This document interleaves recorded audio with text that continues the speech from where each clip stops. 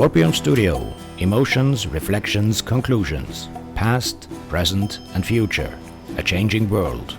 A paradigm shift entering a new era. From politics to geo and exopolitics. From the paranormal to the esoteric and the occult. From believing to knowing. Scorpion Studio, a contribution to awareness and unity. We are all one. Indeed, we are all one, dear listeners. Welcome to Scorpion Studio and to a changing world. Today, our program will be in English because of our guest. But before we get him onto the show, let me tell you a little bit about him. His name is Aage Nost. He was born and raised in Norway and came to the United States of America to follow his dream. Through his many experiences as a flight instructor, a commercial pilot, business owner, paranormal researcher, publisher, student of the mind, radio and TV talk show host and producer, and through direct mind-to-mind contact with the universal consciousness, he has learned many of the secrets of society and the universe. This is now all yours for the taking. Using this knowledge and principles, you can experience, as his favorite saying goes, good things start falling out of trees onto your path. In other words, dear listeners, he broke down the esoteric and the spiritual into science for everybody to comprehend and hence utilize it in daily life. And this ultimately became a book. And the book's title is Spiritual Science, Higher Conscious Thinking and How to Access the Universal Consciousness. Learn how to expand the power of the mind at every level of existence. This book is quite unique in that it teaches about the universe, how it works, what it is, what's behind the curtain to the unseen world, the real power of the mind, how to communicate with the universal consciousness, universal success principles, how to manifest things for yourself and others using the spiritual language and the rest of the things you have wondered about. If you read the book 3 times and do some of the things spoken of, your life will never be the same. You will move up the spiritual evolutionary ladder. And Aage surely evolved to a degree where he is now teaching others to get there. Hello Aage, it is my pleasure and honor to have you on my show. How are you doing? Hello there. Hello here from Tucson, Arizona in the United States. Down here in Tucson where we only read about snow. We don't have any. Oh my God, you lucky man. I'm fed up of snow. Well, listen.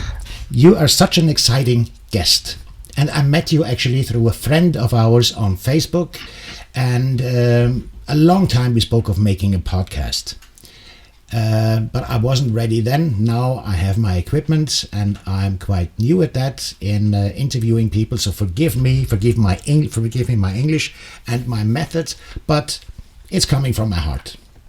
Well, you sound like a pro already, so we shouldn't have any problem. Oh, thank you. Tell our listeners a little bit of your background. I mean, everybody here in Norway loves, the fairy tale and this American way of life to chase a dream, and you really did it. How did you do it, and what was the reason? Well, yeah, I actually don't really know where to start exactly, but I grew up in på Mære i Nord-Trøndelag. Okay. And I grew up on a farm there, and it was a wonderful childhood because everything was kind of idyllic, so to speak.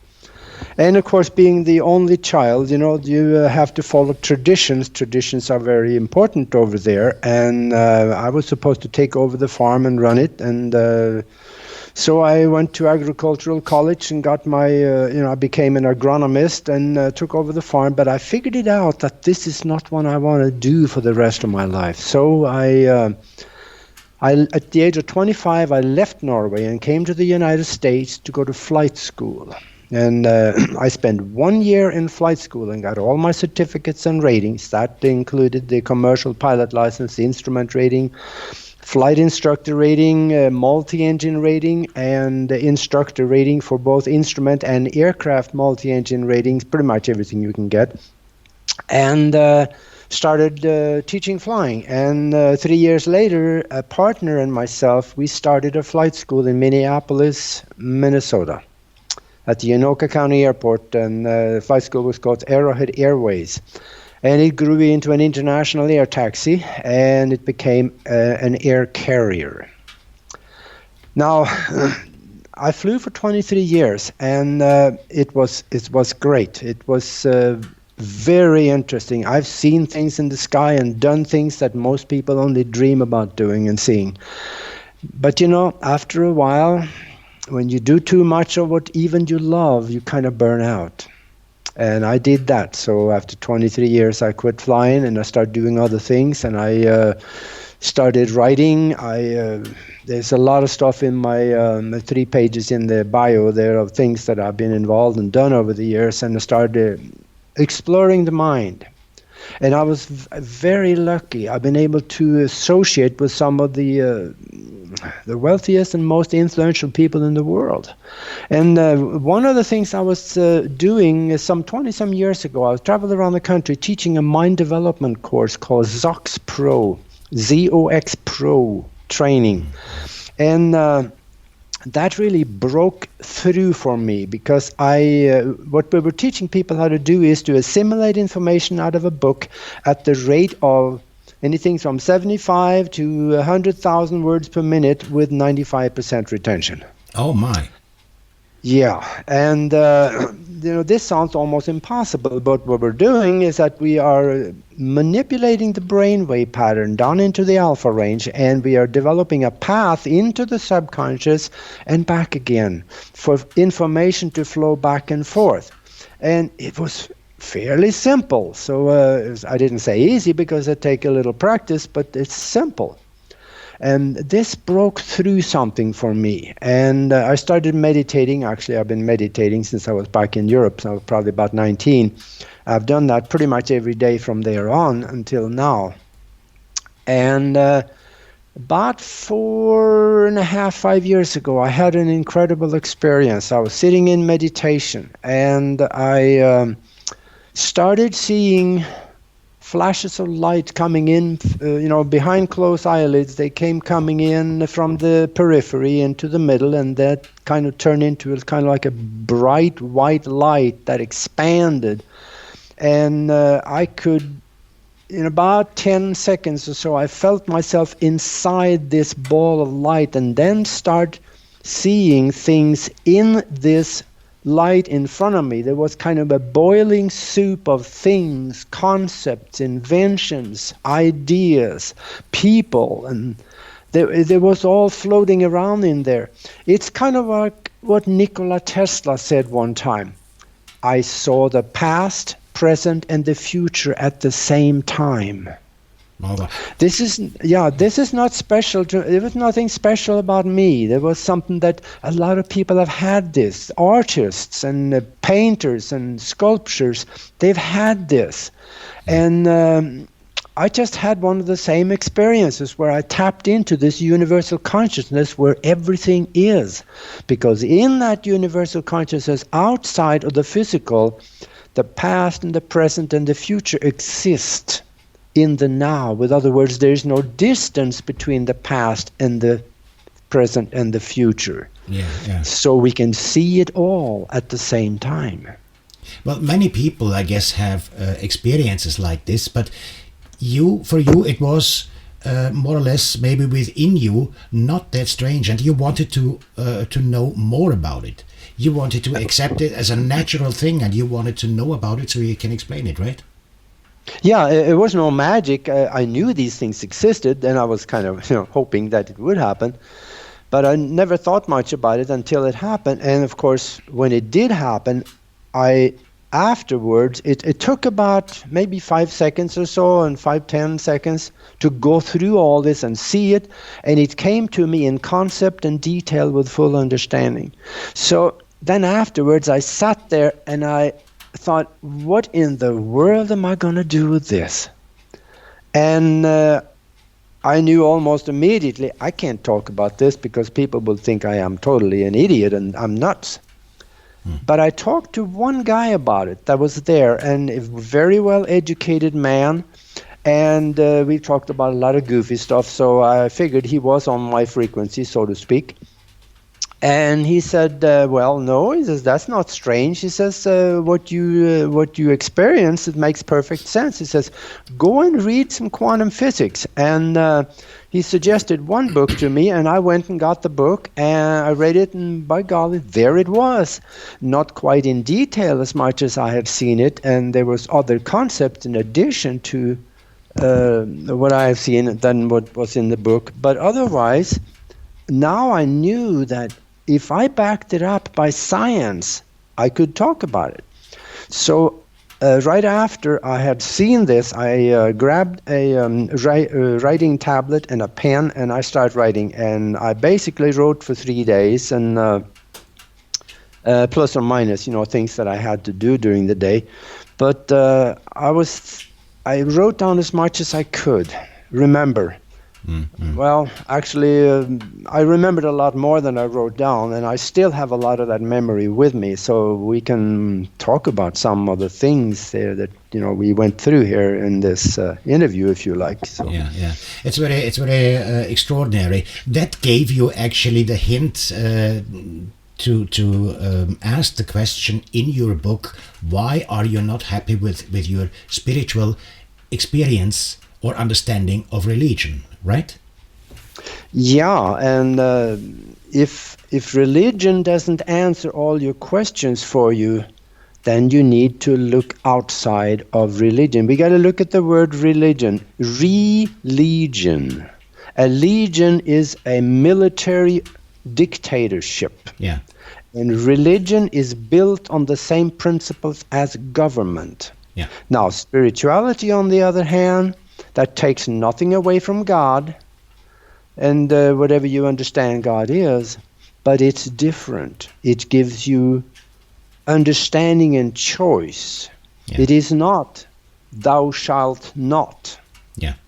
In other words, religion is actually what I compare it to, a kind of a box thinking. We are in the box, and they don't want you to get out of the box, because when you get out of the box, you really have, as you describe it in the book, a 360 degree of vision what really exists. Yeah. And in that book, I got a whole chapter in there about why prayers doesn't work. Oh yeah, that's interesting. We are not using the right language. Prayers is a form of request for manifestation. Right. And where does the request go? Does it go in the physical? No. It goes out of the physical into a spiritual or higher vibratory existence. So as long as we are in the physical, words is how we communicate. Outside of the physical, words are worthless. Outside of the physical, we have a language of emotion, intention, and love, gratitude. That is the language of the spiritual world. And you see, the church, first of all, probably most of them don't know, and if they did know, there is no way in the world they would tell you, because they would lose their power over you. Exactly. You mentioned something which intrigues me. You mentioned we don't use the right words. That's why prayers don't work. Yeah. And then I just got a picture into my head and said, well, in the Bible it says, first there was the Word. What does that mean, actually? Because the word must have been a sound. It must have been spoken. Yeah. Which becomes a sound. 1696 years ago, when the first draft of the Bible was written, the whole world was in basically an ignorant state of mind. So in order for these learned people that got together in Constantinople, Turkey, or Nicaea back then, in 325 to create the first draft of the Bible, they had to write it. so the average ignorant person on the street could understand it. So they had to personalize it. Yeah. They could not talk in spiritual concept. They had to create a religious concept that they would understand. And that, they went there because of the orders of the Emperor Constantine. He said he got 223 people to go to Nicaea, and he told them, go to Nicaea, create a religion that will unify my empire, and do not emerge before you have done so. Okay. And they did not want to go against the emperor, because that was not very good for their health, so to speak. Yeah, right. And the thing is that what they created, let me just stay with the Christian religion for a little bit. According to the UN, there's 3,000 religions on earth, and pretty much every one of them say that all the others are false religion and we're the only right one. Yeah. So something's wrong with that picture, if you look behind the curtain a little bit. Yeah. But what they did in Constantinople or Nicaea, they went through 9,000 scrolls, tablets, and books and other old writing. Yeah. And they picked and chose what they liked. Let's say they had this is in their writing, and I'll tell you where you can find it. They looked at a scroll, and they saw what was in the scroll. They selected a few things out of the scroll that they wanted to keep for their own, and then they burned the scroll and rewrote it so that the rewrite became the new original, so there would be no conflict. It's right in the notes from the meeting at the church meeting of Nicaea in 325. Yeah. There is 2 places you can get your hands on that one, and if you read it, you're going to find out the meeting when they created the first draft of the Bible was not a spiritual meeting, it was a political meeting in order to control the masses. And that is in their writing. Oxford University Press, you can find a copy of it if they will let you have it.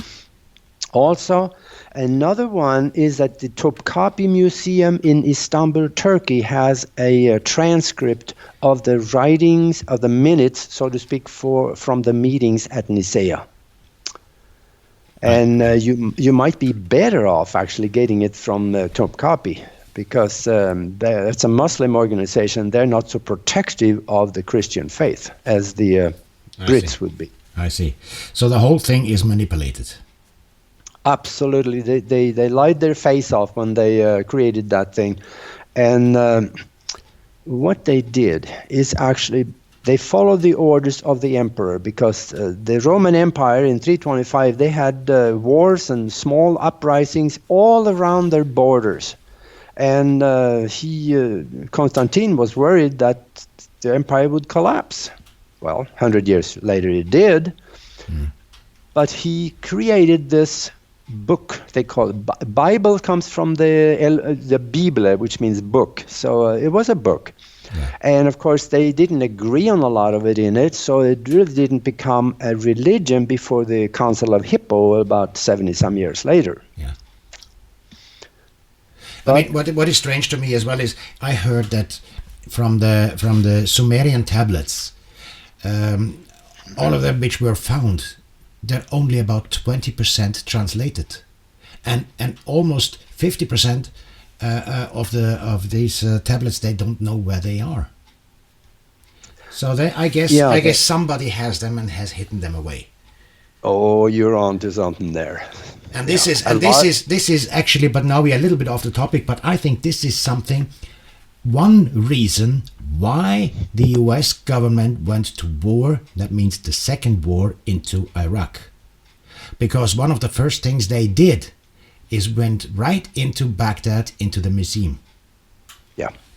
And took everything they got. But I don't think they got it, because other rumors say that some kind of German people were there first and got the most out. So. Yeah, that's correct. Actually, really, they went. They didn't. The first reason was not oil. The second one was. Yeah. But they wanted the records of what was not in the museum so much, but in Saddam's private collection. Oh yeah, I get. That's where the real good stuff was. And also in his private collection, he had. I've seen a picture of it, and I before this show here, I went on the internet and I did some research in the dark spaces behind the internet, and I found a picture of the Stargate. Oh, That I'm going to put that on my website shortly. Because it was not an operational one. He couldn't use it, but it was the Stargate that the Anunnaki and the people from 400 and some thousand years ago used. okay. So but they are actually after ancient technology. Ancient technologies, yeah. All right. Now And we can come back into that topic again, maybe a little bit later, or at least we have to make a few other shows. It's extraordinarily interesting. If we go back to your book, we were talking about the mind, how you can manipulate the mind, and there I would like to track back a little bit to one of your questions or topics you have in your book is how the universe downloaded all its knowledge into its mind. That is very intriguing. What does that actually mean? What do you mean by this? Well, first of all, then I would like to explain what is the mind. Yes, please. And what is the universe. Yeah. Let me start with the mind. The mind, up to now, or maybe a few years ago, they started looking at like maybe the mind is a little different than the brain, but we don't know exactly, so we'll just don't even talk about it. Right. The mind is not the brain. The mind is not in the brain. The brain is in the mind, because the mind is not even, it's all around you. Yeah. It is the intelligent, self-aware universe around you. Yes. And you have a small portion of that has been, excuse me, I had to clear my throat there. That's what I get for drinking coffee, you know. Yeah, same here. The mind is universal in its nature. We all have a perfect memory of everything that we have seen, heard, and experienced. It's just a recall process that is all screwed up because nobody taught us how to use the mind. Yeah. That is what I do in the book. I teach people how to use the mind. And I'm going to take 20 seconds and give you an analogy of Please. what really the mind can do. Yeah. Let's take Mr. Average right off the street. Put him in the left seat in the captain's chair of a Boeing 747 and tell him, let's go flying. He wouldn't have a clue. He'd be looking for 20 minutes before he even found the electrical master switch. Now, if you gave him 1 year worth of training, put him back in the captain's chair and tell him, let's go flying, guess what? He can take us flying. It's the same thing with your mind. You never have been taught how to use it. Yeah. And that's what the book will teach you how to do. And once you know how to do and how to use the mind, you can do some really amazing things. Oh, I can imagine. Yeah. Now, the mind, or what we are, is, let me ask you a question. Yeah. And then I'll set the stage so you can better understand the question. For the last 300 years or so, we have been told that matter and energy cannot be created out of nothing, right? Yeah. Yeah, we've been told that. But then there is a problem. We got some of the sharpest people on the planet, like Stephen Hawking out of Cambridge University in England, and most theoretical physicists, they're saying that their equations on the blackboard using quantum physics show that this whole universe was created from nothing. If everything in this universe was created from nothing, and you are in this universe created from nothing, here's my question. Yeah. What are you? Nothing. There you go. But you're sitting there looking at the microphone, and you're looking above the microphone, right there at the wall, and the screen there. You see something, right? Yes. Yeah. I see my surroundings, but yeah, can that be nothing? Well, let me prove that to you. Let's say that, see, I'm a hypnotist. If I put you in a soft chair and talk to you for 20 minutes and told you that when you wake up, you will see an elephant standing next to you in the room. Now, if I did my job right and woke you up, you would see that elephant standing right there. You can reach out and touch the skin of it, and it feels rough like it would be. You can hear the elephant. You can smell him. Yeah. Doesn't smell very good. Okay, now you see an elephant, but what happened to your real world? That elephant is not there. It is our perception. Your mind. Because of what I told you when you were under hypnosis, your mind creates the elephant and put him right there next to your chair. So our mind, which is outside our body, outside our brain, creates our reality. The mind actually works through your brain to create things in the physical. Ah, okay. So the mind, which is an all-encompassing intelligent source of all things, which let's call it God. Yeah. That works through your brain to create the perception and the visual image of this elephant. Okay. Now, before you got under hypnosis, the mind does the same thing. It works through your brain to create the computer screen you're looking at, the microphone, and your cat sitting in the corner over there on the floor. It creates all that. Yeah, yeah. Okay, This is so science. we have access to the mind. We can have this access consciously or unconscious. We do all parallel. Those two are parallel all the time.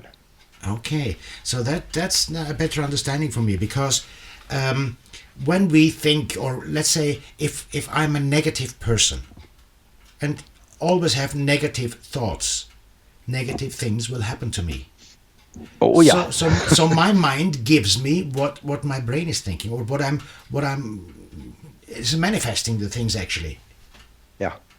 So if we are conscious of what the mind is and how it works, then we can have access to a wonderful world. This is what your book is talking about, right? Yeah. Exciting. Because when you read the book, you will also find out how to pray. Because the church doesn't teach you. Yeah. There's no way they're going to do that. They will lose both their power and there will be a detriment to their purse. Yeah. Why would people go to church, or many anyway, would not go to church if they have everything they need and want in life? Exactly. Yeah. There's only one man that I know that actually taught how to pray and get results every time. Well, there's two now. I do. And also Moses. I see. I think it was in his 9th books. Moses wrote 12 books. Yeah. And guess what? They're not in the Bible. I had a Bible back in Norway that was some 370 years old. And in there were 3 books of Moses, 1st, 2nd, and 3rd. And in there was some really neat stuff, which of course you don't see anymore. But Moses told people, this is what you do in order to pray and get results every time. You, first of all, do not flaunt or express your prayers among people that mock you. Okay. Well, that makes sense. Of course. And then he says, go in your chamber. And he didn't mean to go in a closet and close the door. He said your chamber was inside go you. within. Within Yeah. you. Yeah. And then he said, know what you want. Well, obviously, if you don't know what you want, how in the world can you create something? Yeah. And then he said, see it in your heart. And we got to remember, the word heart and mind was the same word back then. Yeah. They didn't have 2 different words. There was one. Okay. And then he said, speak it aloud with emotion so the tears flow. Okay. That creates emotion is the carrier of thought. Thought goes out of the physical into the spiritual realm, and you load up the thought with the spiritual language of emotion, love, intention, gratitude, and all those things. My God. Okay, I just got a picture in my head of lots of aliens.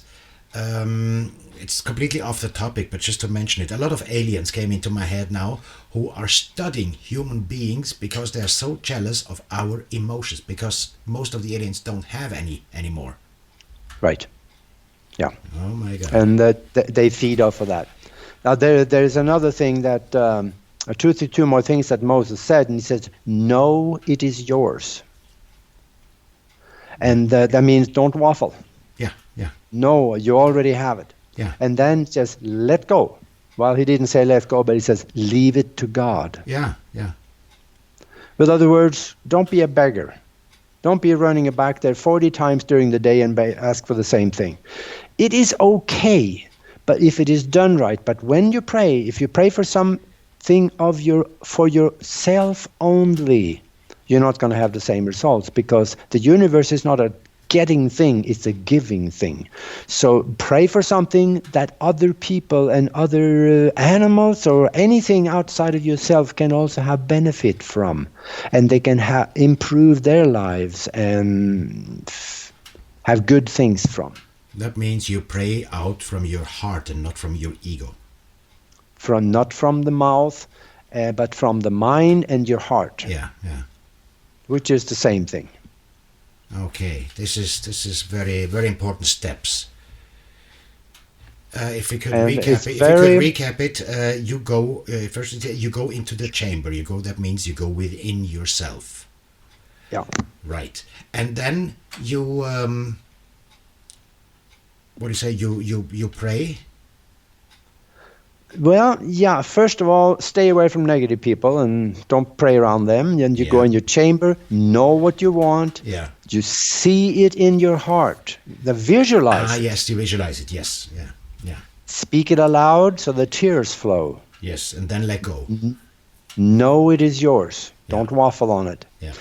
And leave it to God. And when I say know it is yours, that means in a bit I can explain actually how you create the future before you have to live it. Yeah. Because future, when you think of something, you give it a low form of life. And you place it into the universal soup as a concept. Yeah. So let's say that you say, gosh, my car really need a new engine, or I need a new car. Okay, now you start manifesting on this. It will happen. Yeah. In your specificity and your intention and your visualized concept of how it will happen will direct how it will happen. If you're looking at a mechanic working on the car, putting a new engine in it, that's probably what's going to happen. If you're looking at a brand new one, that's probably what's going to happen. Because you direct yourself towards what you have in your mind, and of course go out and do whatever you can do to help it happen. Yeah. That means actually human beings have unlimited powers, and we don't even know it. Absolutely. There is nothing the mind cannot create.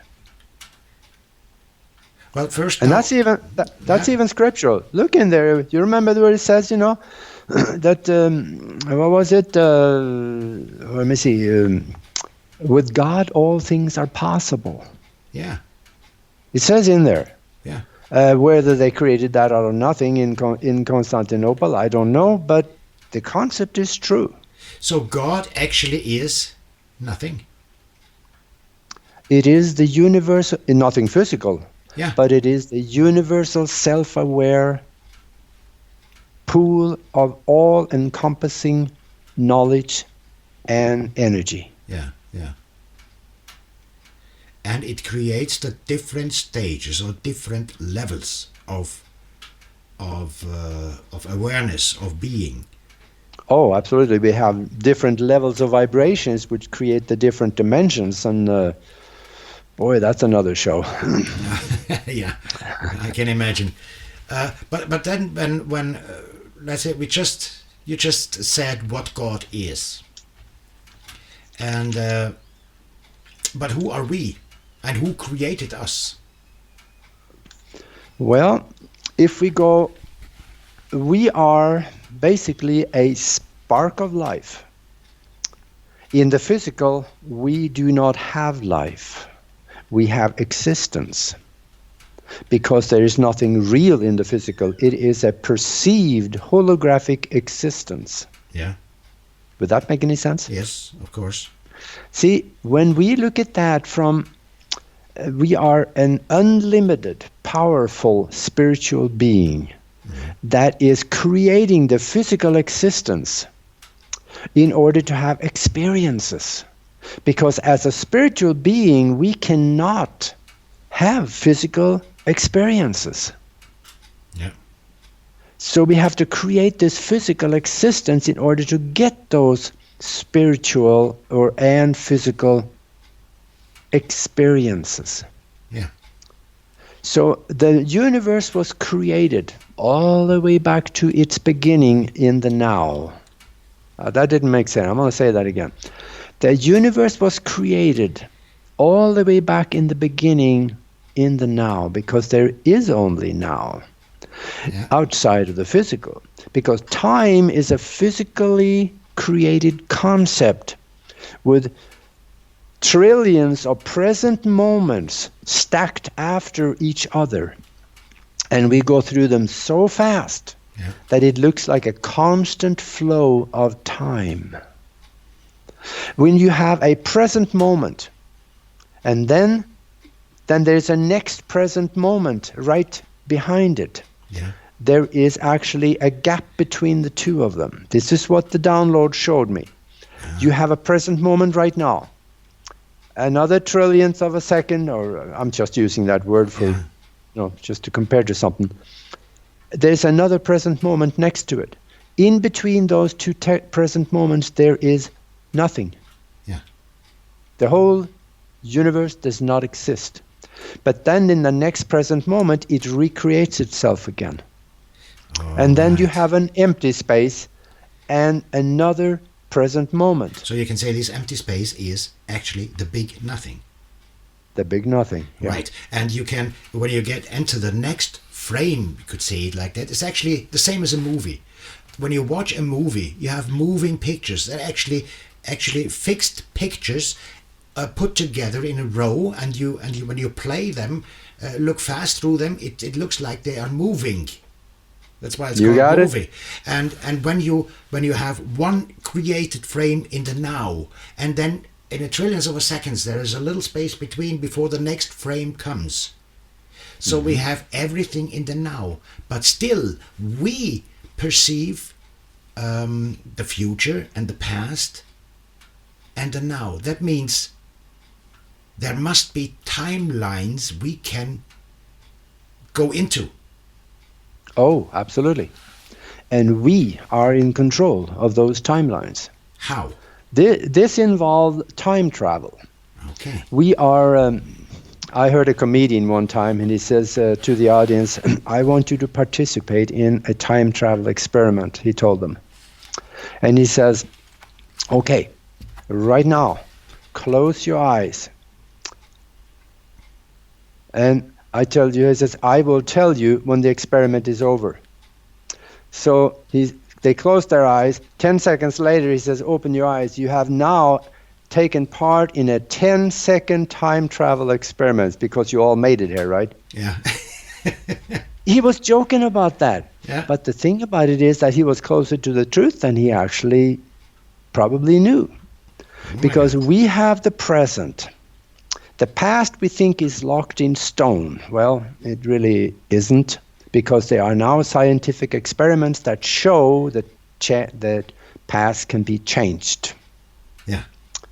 They've done that at UCLA, and I can go into that if you like later on. Sure. But to create the future, okay, let's spend a little time on this, because this is how you can create the future you'd like to see for yourself.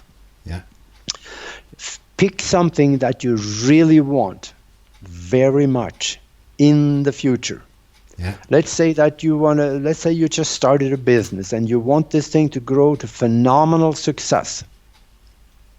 You don't know how yet because you just started. You don't know who is going to be involved and who's going to work with it. Yeah. You don't even know where it's going to be. You started out of your garage.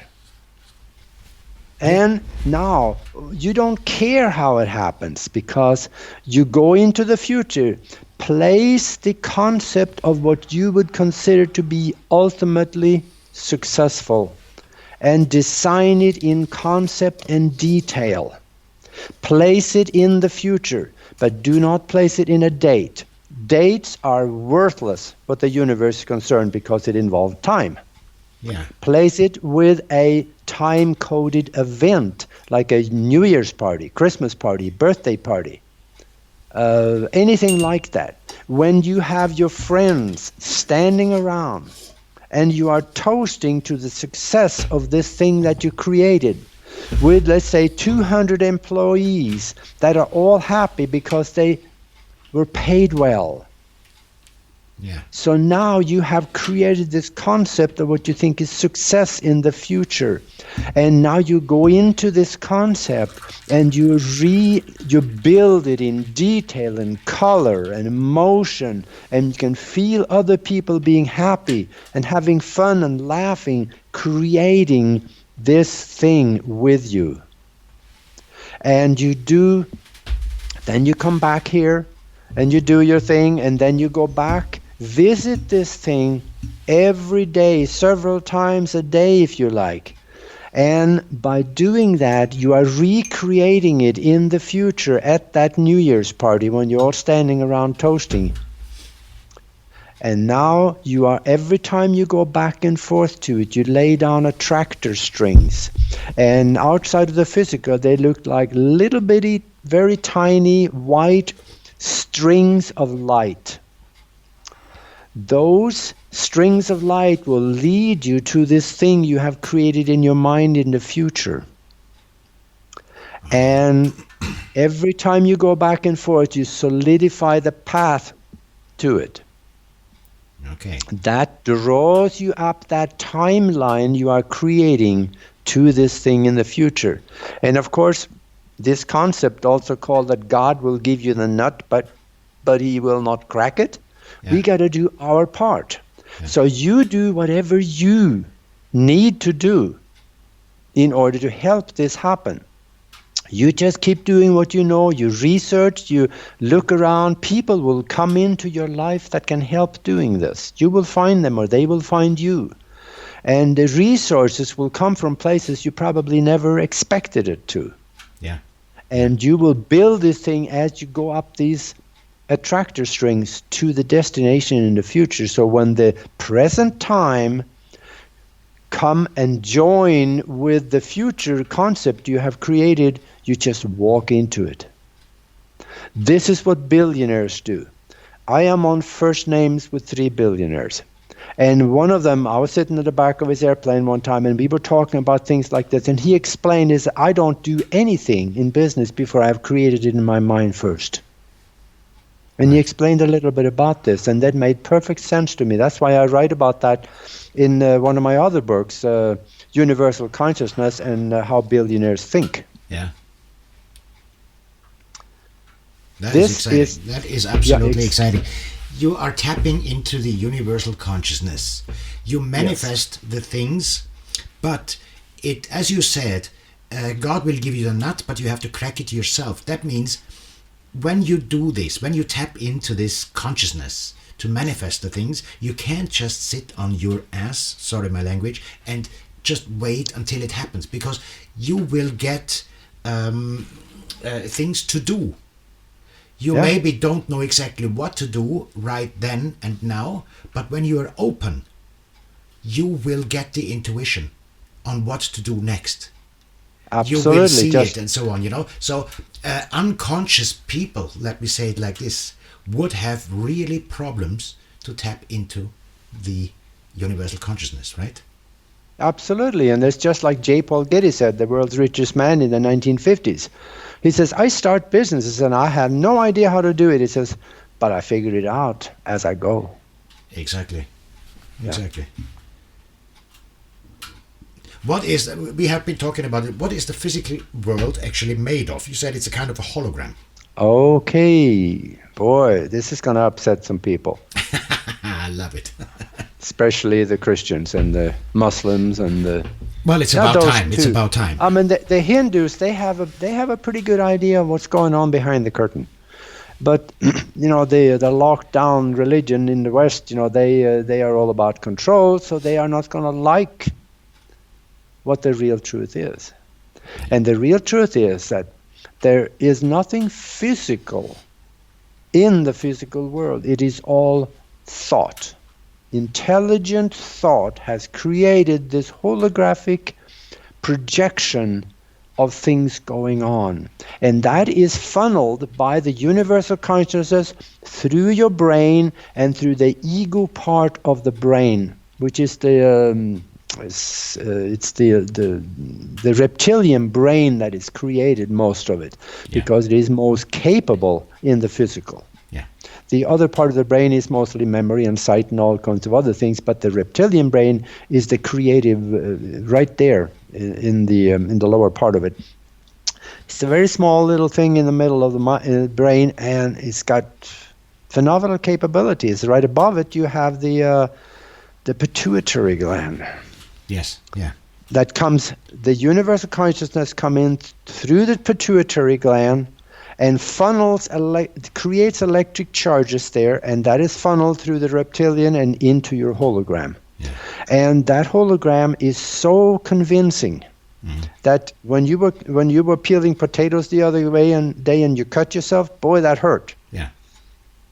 And it is that real. I have an analogy to that, which is very, very interesting, actually, what you say. An unconscious person sees the world, and what he sees or she sees is what he or she sees. A conscious person sees the world and is able to see something else. Right? Yeah. For instance, if a young man meets a woman, and this woman is not the prettiest woman in the world, if you know what I mean, but he instantly falls in love with her because he saw her soul. Another person, an unconscious person, would see the looks of it, and would fall in love with the looks, but doesn't see what is inside. I've done that. Well, that's why I'm saying it. I've done that too. Yeah, and I tell you, that's when you have a spiritually aware person, they will look beyond the looks of the other person. And the way that we connect with people is because we have created, this is not the only life that, or should I say existence we go through. That we have many other existences that we have gone through, and we have interacted with other holographic existences in it, and we have outside of the physical spiritual connections to those sparks of life as well.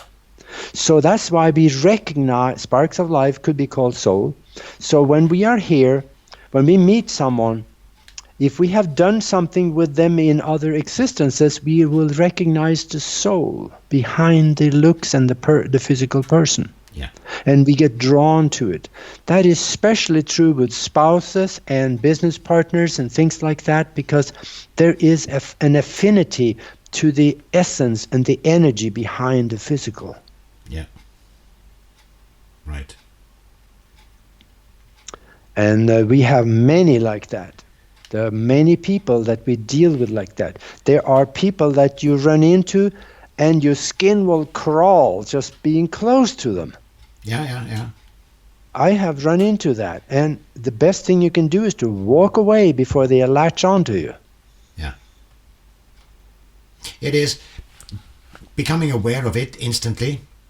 Yeah. And it is, when you are aware of it, you know exactly how to protect yourself.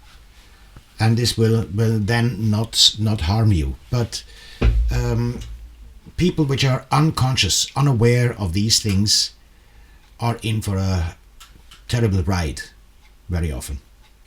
Yeah. And Yeah. by the way, has this to do with karma? You know what karma is actually? There's so much talk about karma, reincarnation, and all this stuff. Some people even say it is only created here on Earth, but doesn't exist other places. Well, let me ask you another cute question. You hear people say, "Oh, I have bad karma." You hear that all the time. Oh yeah. Have you ever heard anybody say, "Oh, I have good karma"? Almost never. Never. Very Why often would people that? very often people say, "Oh, this is typical me that things like this happen," and then it Yeah. happens, and then they say, "You see, I told you so." It is that when something bad is happening to us, oh, that was my doing. But when something good, let's give the credit to God. Yeah. The thing is, we come here when our spark of life is creating the physical existence that we are living. It comes here with certain directives. There are things that we come here to experience and see and do and be part of, so that the spark of life or the intelligent mind behind it all can have the experiences that we have in the physical. And that could be for myself, leaving my country of birth, going to another country. That was no accident. That was planned. In fact, I know that. And other things, major things in our life are pre-planned, because quantum physics tell us that in the physical there is no randomness. In other words, there is no accident. Yeah. Accidents do not happen. In the quantum, there is where the randomness and decisions are made outside of the physical, and then they are funneled into the physical. Okay. This is all science. This is science. So what we come here with, let's say that I came here with, well, I guess I can't say that. I've never been sick. So let's say somebody come here that they get sick and they die from cancer. I'll almost guarantee that was a pre-planned event for the spark of life to have the experience. And the good things is that, let's say that somebody is immensely successful. That also is a thing that you come here with the mission of experience, the joy and the happiness and the being able to help others and go through that, so the spark of life or the soul behind it could have the experience. So if we come here with some bad stuff that we're supposed to go through, our term for it is karma. Well, yeah, we'll blame it on karma, because this typically negative stuff happened to me all the time. Well, yeah. But the thing is that you can also change it. You can't change it in the physical, but go outside of the physical and visualize good things happening in the arena. You have a suspicion that something negative might happen. Yeah. Try to design around it. And when you change your mind outside of the physical, then you can funnel that into the physical, and you can avoid some of the things that you otherwise would have to go through. This is very interesting. I have another question here. Actually two, and I think they are very well interconnected. But I would like you to tell me the difference, what it actually means. Is your life predetermined by fate? How does free will work for you? Because with that in mind, I thought about you traveling or migrating from Norway to the US, and I was actually migrating from Austria to Norway. Yeah. So what had the free will? Because at that time, actually, I didn't know exactly what I wanted to do. I just wanted to get away and all that, and things just happened. Mm-hmm. So predetermined, in a way. I mean, now I can put a finger on that exactly and tell why. I'm still not sure, but it makes sense. Yeah. 3 minutes from now, you might have a better idea. Yeah. Let's say if your so-called life or existence is pre-planned or not. Yes and no. The major event all the major things you are going through in life are pretty much pre-planned. They come here with a mission to do certain things. But the smaller things, like what you're going to have for breakfast tomorrow, if you drop your spoon on the floor while eating and stuff, like smaller things like that, that's not pre-planned. That is just things that happens. Yeah. But what you are doing outside of the physical is where you plan your existence all the way from the time before you were born all the way up to the time when your physical hologram deteriorates and terminates. That's called death. Yeah.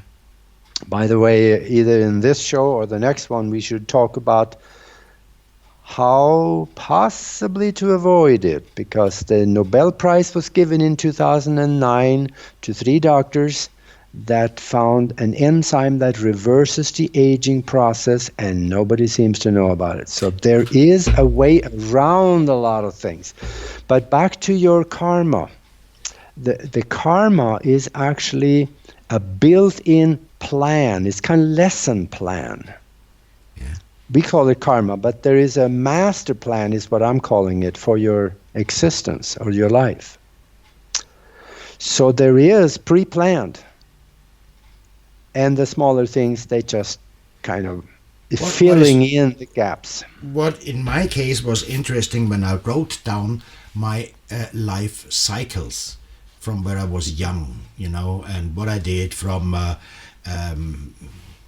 this date until this date, and from this date until this date, and so on. I realized that I had event cycles which were big changes in my life every 7 years. Yeah. That was quite interesting. And out of that, I didn't put too much in it, but the number 7, I mean, it could have been 8 years or 9 years. It doesn't matter. But in these cycles, major things happened. Then I thought to myself, what did change me? How did I change? How do I see things now than I did before? And that gave me quite some clues on what my purpose is here, what I'm supposed to learn. There's some research done on this number 7. One guy did a bunch of research, and he found that at the 7th year of marriage, there's a huge spike in divorce. Oh, I see. At 14 years of marriage, there's a huge spike in divorce. Uh-huh. Number 7 is it's a spiritually mathematical number for change. Okay, very interesting. Yeah. Very interesting. But you mentioned, I think we should go back. It's very interesting, this aging stuff and this Nobel Prize. Tell me a little bit more about that, because I think people should know about it.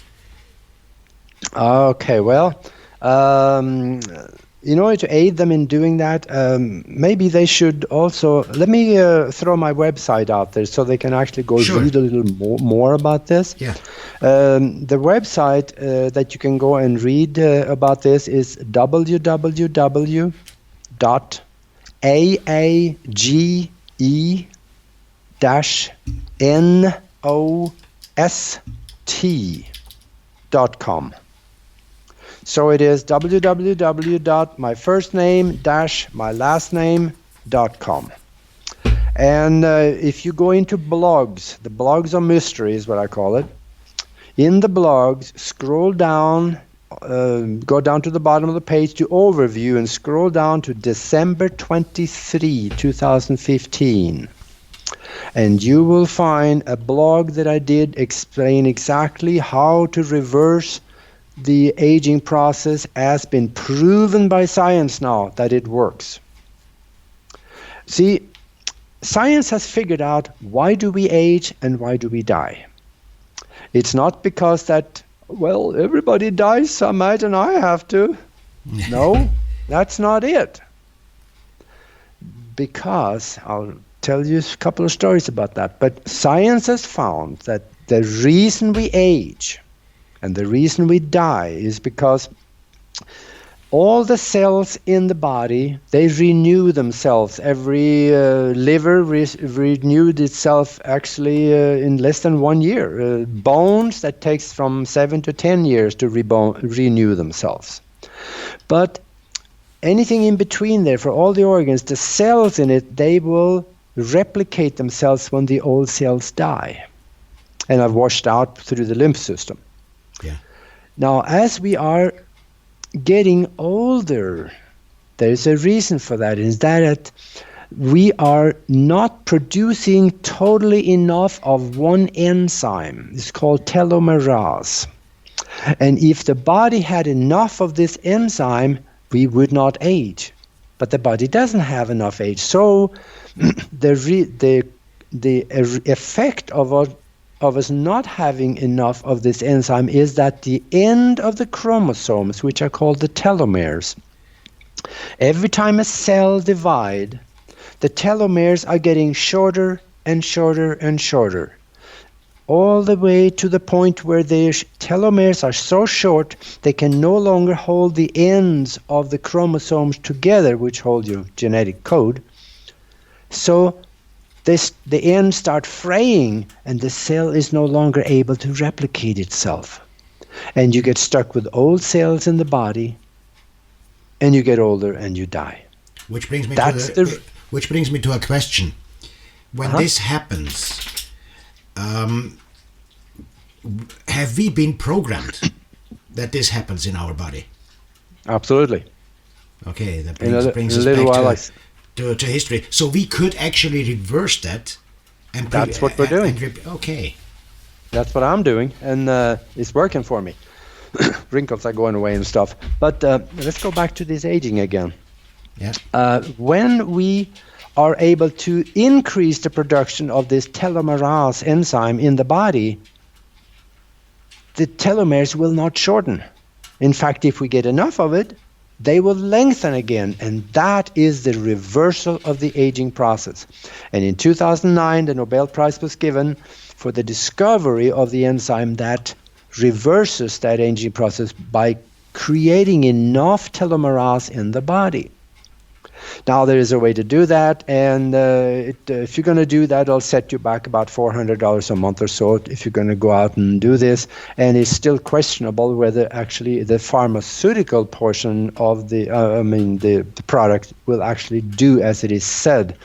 But it seems to have some merit to it. I am doing it another way, and that is that I allowed my body to create enough. And I create the condition where my body will create enough of the enzyme telomerase.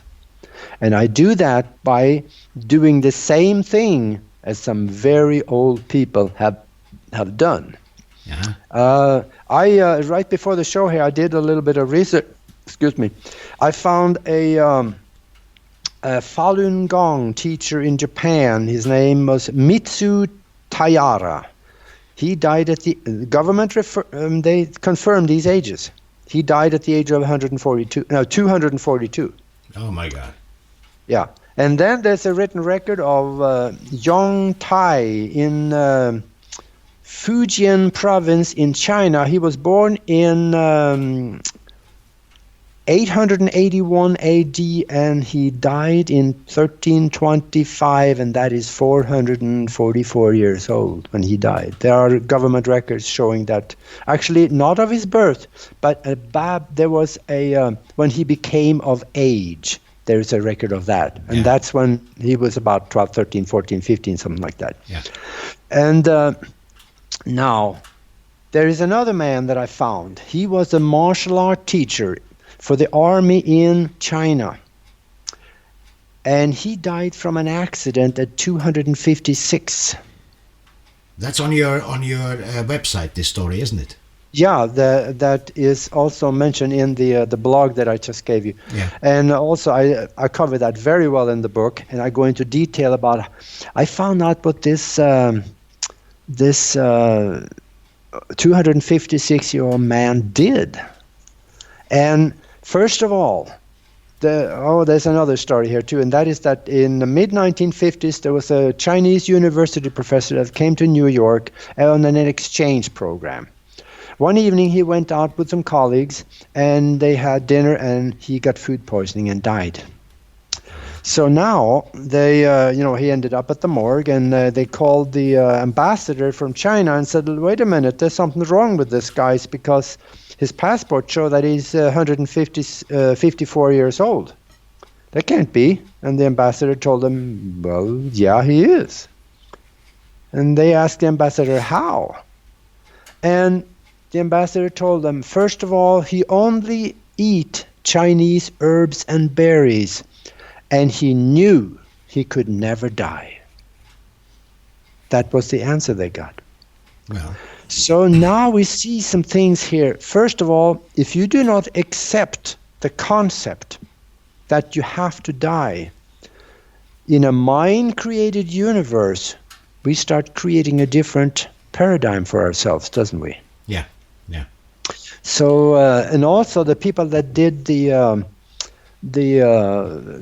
genome project, when they mapped the human genome, they also found there were 3 reasons for dying. One of them is a nutritional deficiency. See, the body is a self-correcting machine. If you give the body what it needs to renew itself, it will do it. Yeah. And then there is a genetic flaw, and that's the one about the telomeres. Yeah. So, because the pituitary gland creates the human growth hormones, which allows for the telomerase to be created in sufficient amounts. Yeah. And the gland just degrades and dries up after a while, and then it does not create enough telomerase so that you can rebuild itself. And then there is one reason that the people at the Genome Project say is the biggest cause. And I know this because I have a document that was given to me in the second command of the project, and he says that this is not for public consumption, but because we were friends, he gave it to me.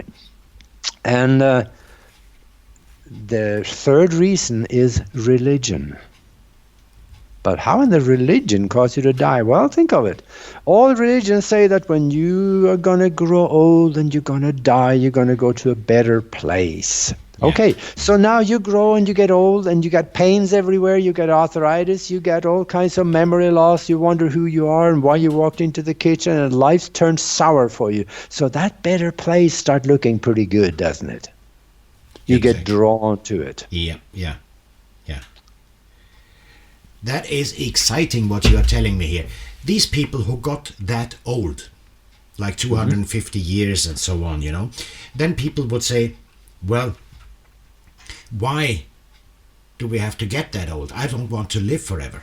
Well, I would say, if you don't live your life in the no, then you don't want to live. Then life is not good. But what these old people did, which got 250 and even older than that, they knew about the reality, the cosmic reality. Yeah. And they lived it here on Earth, which brings me to a very interesting question, because these old people they must have been in connection with God, if you like, with the essence, with the universal consciousness, what you are writing about. While we have other people here on Earth, I call them the elites, with negative intentions, they get quite old themselves, but rarely over 100. And I have my thoughts about that. And I would say, is it because we are in such a big change here on Earth, energetically, they can't handle this kind of energy? Could that be a reason why they are fading out now? Yeah, but it's been like that throughout history. thousands of years ago, it's the same thing. The leaders, they became older usually than what the average man on the street were. Yeah, but they you know, when you are busy or when you love what you do or whatever, that keeps you young. That keeps your mind young in a way, you know. Yeah. But these negative elites, they have occult knowledge themselves. Exactly. So Because why doesn't it work for them? That's what I wanted to Well, ask. the thing is that most of them are Masons. Yeah. They are, you know, Rebecca, or, you know, if they're women, and, you know, Yeah. they're Masons. Yeah. And in the Mason cult, they have spiritual knowledge that is far beyond religions. Yeah. You understand, you said that people have contact with God. No, we are an expression of God. Yeah. Yeah. And in fact, both in John and in Psalms and the Bible, it says, you are God. Gods. Yeah. It says right in there. Yeah. So they kind of threw that in there, maybe just as a puzzle for somebody. But the thing is that when we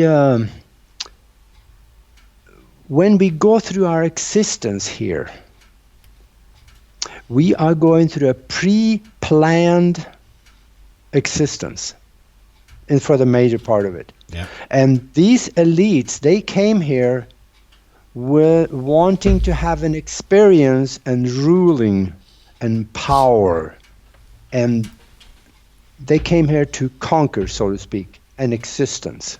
Yeah. Let's take it one step further. What about Adolf Hitler? Yeah. I used to joke about that in the past, you know, that that's before I figured out who I was. Yeah. And that was that, you know, someone like Adolf Hitler, you got to be a special place in hell for him, you know, down in the basement next to the furnace. Yeah. It's nothing like that. Even the Pope now is coming out saying there is no hell, there is no heaven. Yeah. So the thing is that when you talk about Adolf Hitler, he came here to create an existence, an experience for millions of souls. They wanted the experience, because outside of the physical, in that spiritual realm, there is no such thing as good and bad. There are only experiences. And that's going to be a hard one for Christians to buy. There always you have good, and the devil is always there. The devil was created in 325 in Constantinople, Turkey, in Nicaea. Yeah. Yeah. Well, you have it in your book as well. One point here is what really brings out evil. The mind. The mind. Right. Yeah. And when you're thinking negative all the time, you came here with the intention of creating that experience. That is such a major experience that I would think mostly that would be pre-planned. All right. So Until evil, you wake up and you think yourself out of that paradigm. You think, wait a minute, I don't have to be negative. I can look at positive. I can create things in the future. I can create those attractor strings, and I can go up a timeline that'll give me good things. And then they can lock in on that. And that is where you you turn right instead of going straight forward. You start a new path and a new timeline, and now you're on a different path. The old timeline may still continue, and you may be in that timeline too. Continue towards negative things and other stuff that you don't know about. This is why we have an elite. They need us to be in fear. Yeah. So that they can still rule. It is up to us. Instead of fighting them, it's actually our biggest weapon is thought. Yeah. To think ourselves out of it. And but this is fascinating. I mean I'm connecting the dots here. I'm excited to start reading your book. Absolutely. Yeah, and what I've been saying is that when it comes to governments, the shadow government, and the people that wrote up the draft to Agenda 21 and now Agenda 30 of reducing population of Earth to 800,000 people by 2030. Well, how are they going to do that? How are they going to get rid of the people? Well, they're going to kill them off. That's what the plan is. But you see, we cannot outfight them because they have bigger guns than we do. Yeah. We can outthink them. Exactly.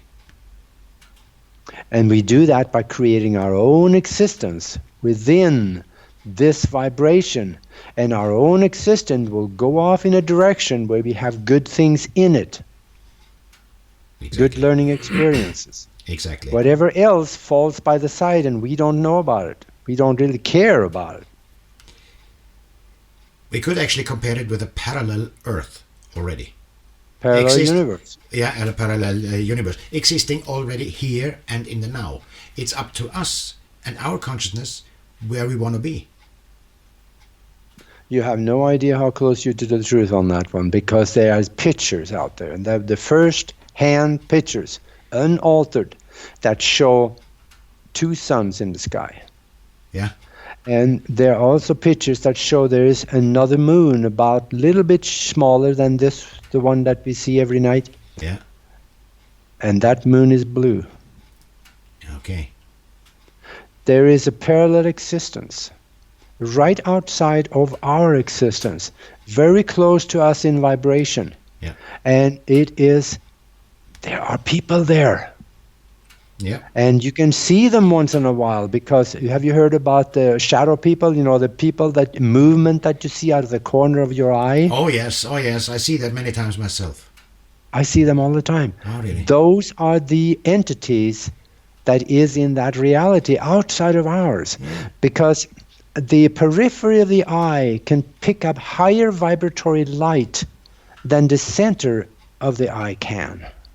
Yeah, I can. Yeah. It is the same. My experience is, if you look into a candlelight, when you really are relaxed and almost fall asleep, you know, and has a dizzy look in your eye, then you see the candlelight is getting bigger and bigger and bigger. Mm-hmm. Because you see the aura around the flame. Yeah. And it's what you see in the side of your eye as well. I mean, I see these shadows many times, and I get a little bit irritated and say, "Come back! I want to talk to you." Yeah. But as soon as you look at it, it's gone. It's gone. Because now you got the center of your retina. Yeah. Just when you look at it, just keep looking out of the corner of your eye, and you may still see things moving. I've seen people waving at me out there. Yeah. Well, and I could see in the summertime. I could see when I look onto a wall, and I'm really tired and relaxed, and I feel just wonderful. It's kind of in a meditative state with my eyes open.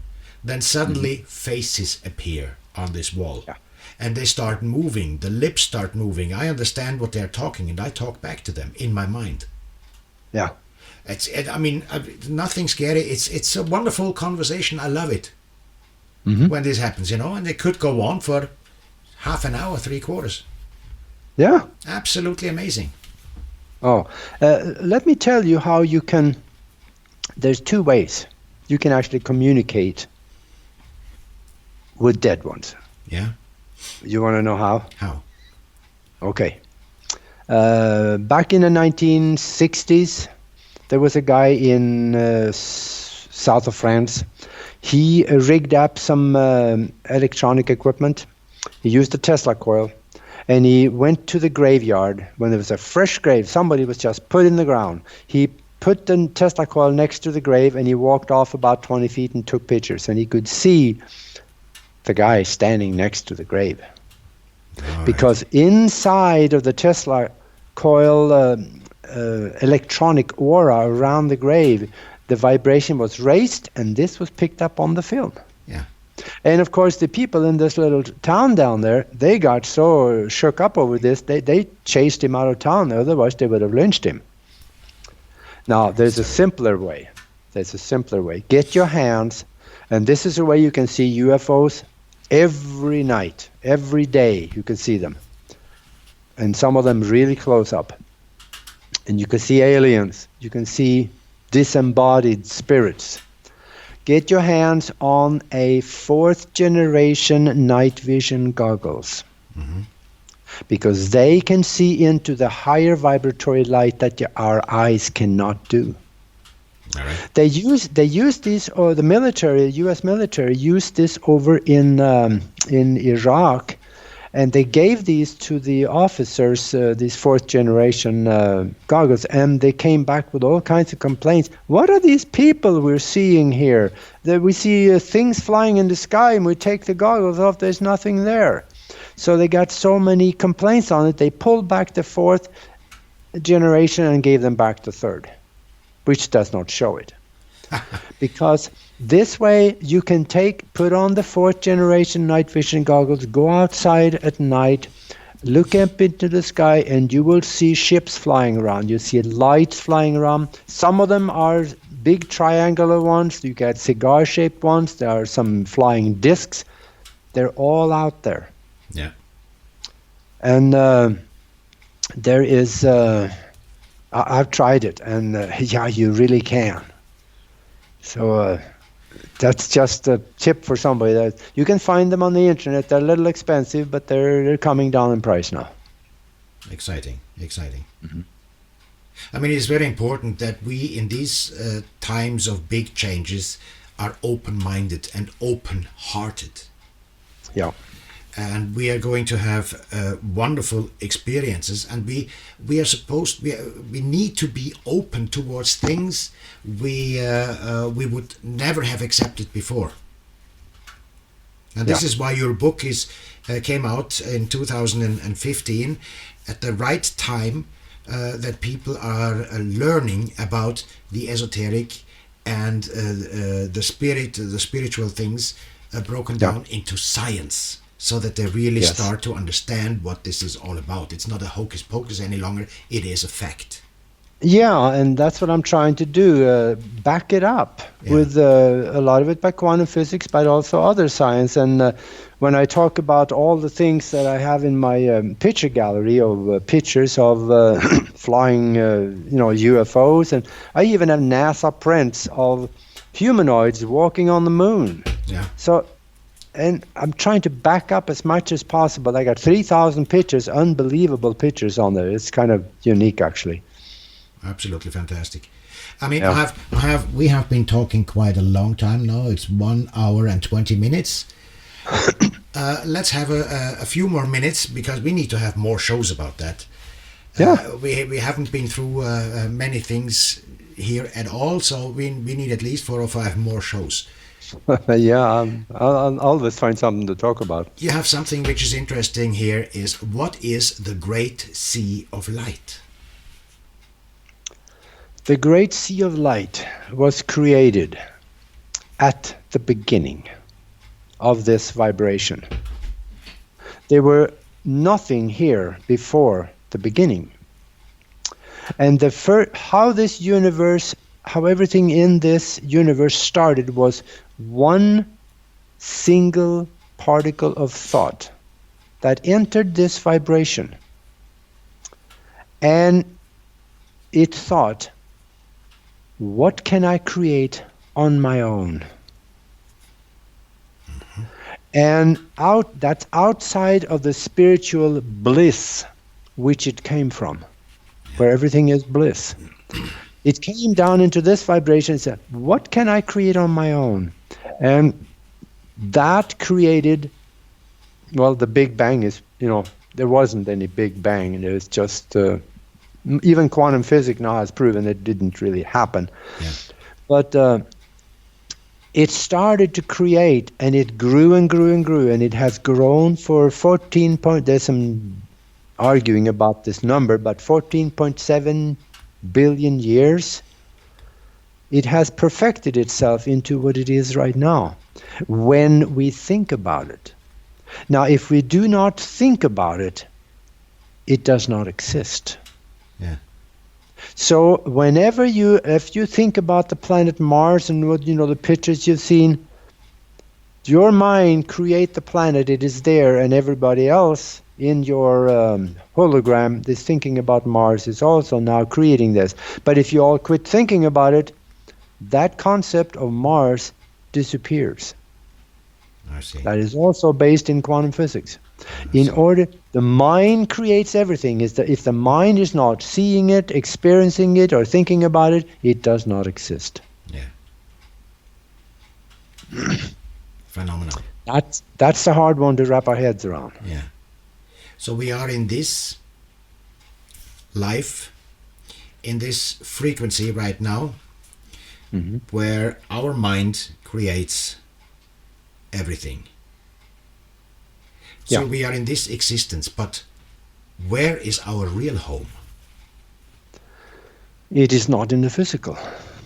It is outside of the physical. And in fact, there are many levels of existence that we go through outside of the physical. We have the lower astral worlds where, let me back up a little bit. Time is something that is created in the physical. It does not exist in the spiritual realm, but it does exist in the lower astral worlds also. And that is slightly outside of us, of our vibration, because that's where ghosts live. And ghosts are, the ghosts that we see are still subject to time and space. Otherwise we wouldn't be able to see them there. So up and beyond that, everything falls into this soup of creation where everything exists as now. And beyond that, there is pure light and bliss. That is our ultimate home. Right. We enter and join with the self-aware universal mind of bliss.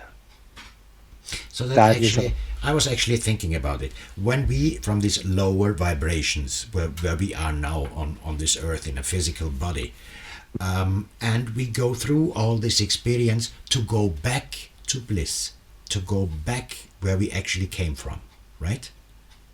And when we manage this, to go back there, this kind of school which would take aeons of time, for some in the physical, for some it will go faster, for some it takes a little bit longer, but this kind of process, it will repeat itself always, doesn't it? Yeah, because you want more experiences. Right. There's a lot of stuff that you could do that you haven't done in the physical yet, so you want to come back and experience that too. Right. And when there will be a time when you have gone through so much that, I'm playing on words here. I've done a lot in the physical and there's more I could do, but I really don't care about the other things, so I don't select not to go back there anymore. And then you will start your learning experience in the higher vibrations. In the spiritual vibrations, you have much to learn there also. There are new existences outside of the physical that you can do over and over and over again. Right. Or if you have enough experience and you are willing to help other planets to grow, you will incarnate to do this job. Absolutely. It's a fascinating universe we are living in. Yeah, in fact, during my time when I did hypnosis, I had a couple of 3 people that came back after the hypnosis session when I was talking to them, and we ran the tape for them. They were sitting there with their jaw in their lap, listening to themselves, explaining how they lived on another planet. Yeah, as a matter of fact, I heard many of these sessions by Dolores Kenan. I don't know if you're familiar with her and her work. She was a hypnosis therapist herself. She died now, I think, a year ago, and her daughter took over. Very fascinating about people telling about the parallel Earth already existing. And when we go over what people are telling, even from other planets, how they created, even have been creating mankind as we know it today. They were a part of that. And other people were talking, they were sea creatures or whatever. It's fascinating. Well, when you talk about mankind, it encompasses so many things. Because there is a natural projection from the amoeba all the way up through other species, all the way up to somewhat, intelligent animals and monkeys and so on. But there is also, we have the Anunnaki. They created first, we're told that they created Adam. And his wife Shava. That comes out of the Sumerian tablets that was written anything from 5 to 30,000 years ago. And Then there are other seedings. There was a seeding on the African continent. Yeah. The black race. And there was a seeding in the East that actually was the now Chinese with the slanted eyes, and they're very much same as the others. Yeah. Physiologically, just small features different. Yeah. And there are other species that has been seeded here from space. In fact, the Dogon people in Africa, they talk about their ancestry 5,000 years ago. They had a star map that was impossible for them to see. Now, when you compare that star map that they had to NASA's star map, it matches exactly. They say they came from Sirius 2. And when we look into the sky, we see Sirius. It looks like one piece of light, but it is not. There is a binary star system that is two stars close to each other, and the Dogon people in Africa knew that 5,000 years ago, but they couldn't see it. Yeah. But now with telescopes, we can. Right. Absolutely fascinating. Absolutely fascinating. Okay, that was quite a journey we did today. And I sure hope we do more shows, because you have such vast knowledge. And I would like to tap onto that and bring as much as I can to the people. Besides, on my website, Aage, you have your own page on my website where I put the podcast on and some information. And there is a button as well which links directly to your website. Okay, good. So any kind of information you want me to publish, I can do that on my website for you anytime. Okay. If you go to my website, www.aage-nost.com, you can go into the blogs and you will find about a couple of months ago I did a video documentary of all the things you are not supposed to know about. And it gets really hairy and a lot of good information on there. You should maybe go have a look at that one. Okay. And of course I got 2 other books up there that I wrote, and otherwise go into the picture gallery and you will find some of the pictures that the establishments definitely does not want you to know about, and there's 3,000 of them that shows you some, I don't know, you just go have a look, and I hope you like it. I will study it, and I'm looking forward to reading your book. Yeah. Aage, I thank you very much for taking the time to be on my show today, and I hope we do that again very soon. Well, you just call and I'll find something to talk about. I will do that. Thank you very much. Dear listeners, that was the show with Aage Nost, and I hope you enjoyed it as much as I did, and I'm looking forward to have him on again. You can find the podcast on my website, enverdenverandring.com. Aage, what would you like to say at the end? And for all those people back in Norway, ha det riktigt gott du. Oh, he still can Norwegian. That sounds good. Ja, jeg snakker nå om det folkelig norsk fremdeles, men for det technical ordet da, vet du, så det litt vanskelig, så jeg foretrekker engelsk. It was fascinating doing the podcast in English with you, because if I would have stuck on words or whatever, we could take it in Norwegian. That was very good for me to know. Yeah. All right, okay. Thank you very much for tonight, and I'll be seeing you very soon. Ja, ha det bra. Ha det bra.